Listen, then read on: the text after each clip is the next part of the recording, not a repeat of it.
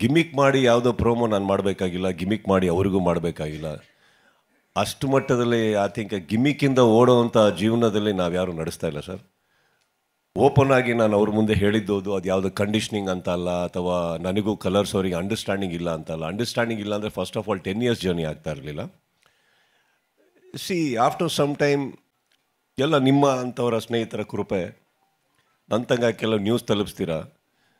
ನನಗಿಲ್ಲೋ ಅಲ್ಪನೋ ಸ್ವಲ್ಪನೋ ಎಲ್ಲ ಒಂದು ಕಡೆ ಒಂದಿಷ್ಟು ಫ್ಯಾನ್ಸ್ಗಳನ್ನ ಸಂಪಾದಿಸಿದ್ದೀನಿ. ಒಂದು ದಿವಸ ಕುತ್ಕೊಂಡು ನೋಡ್ಬೇಕಾದ್ರೆ ನನಗೆ ಯೋಚನೆ ಅಂದರೆ ತುಂಬ ಸೀರಿಯಸ್ ಆಗಿ ಹೇಳ್ತಾರೆ, ನೋಡಯ್ಯ ಸುದೀಪ್ ಅವ್ರ ಬಗ್ಗೆ ಕ್ರಿಕೆಟ್ ಯಾವಾಗ ಸ್ಟಾರ್ಟ್ ಹೇಳಿ ಹೇಳ್ತೀವಿ, ಬಿಗ್ ಬಾಸ್ ಯಾವಾಗ ಸ್ಟಾರ್ಟ್ ಹೇಳಿ ಹೇಳ್ತೀವಿ, ಅವ್ರು ಇನ್ನೊಂದು ಕಲರ್ಸಲ್ಲಿ ಇನ್ನೊಂದು ಹೇಳಿ ಸಿನಿಮಾ ಯಾವಾಗ ಮಾಡ್ತಾಯಿದ್ದಾರೆ ಅಂತ ಕೇಳಬೇಡಿ, ನಾವು ಯಾರು ಹೇಳಲ್ಲ ಅಂತ. ಅದು ಮೊಕ್ಕದ ಮೇಲೆ ಹೊಡೆದಾಗ ಆಯ್ತು ನನಗೆ. ಯಾಕೋ ಬರೀ ಇಲ್ಲೇ ಇದ್ದೀನಿ, ಹೋಗೋಕ್ಕಾಗ್ತಾಯಿಲ್ಲ. ಆ್ಯಂಡ್ ಸೆಕೆಂಡ್ಲಿ ಆ್ಯಂಡ್ ಆ ಪ್ರೆಸ್ ಮೀಟಿಂಗಲ್ಲಿ ಮಾತಾಡಬೇಕಾದ್ರೆ I was genuinely putting it across that Bigg Boss ಅಂತ ಒಂದು it's a beautiful programme, no doubt.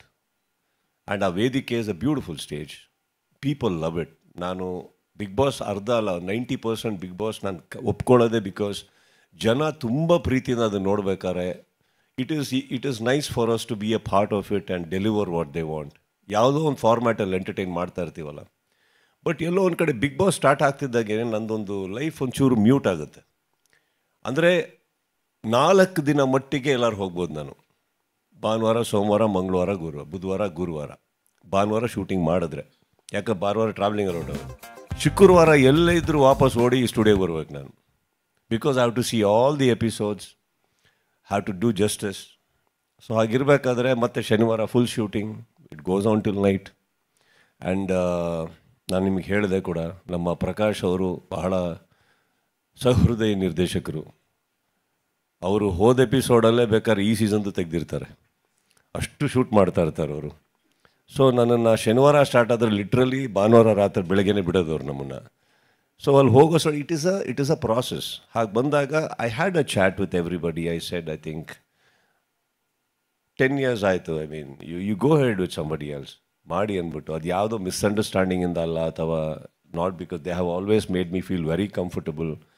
And see it's become a part of my what you say household talk. ಇವತ್ತು ನನ್ನ big boss ಅಂದ ತಕ್ಷಣ ನಮ್ಮನೇಲಿ ಕೂತಿ ಯಾರೋ ಒಬ್ಬರು ಬೈತಾ ಇದ್ರು ನನಗೇ ಬೈತಾ ಇದ್ದಾರೆ ಅನ್ನೋ ಫೀಲಿಂಗ್ ಬರುತ್ತೆ.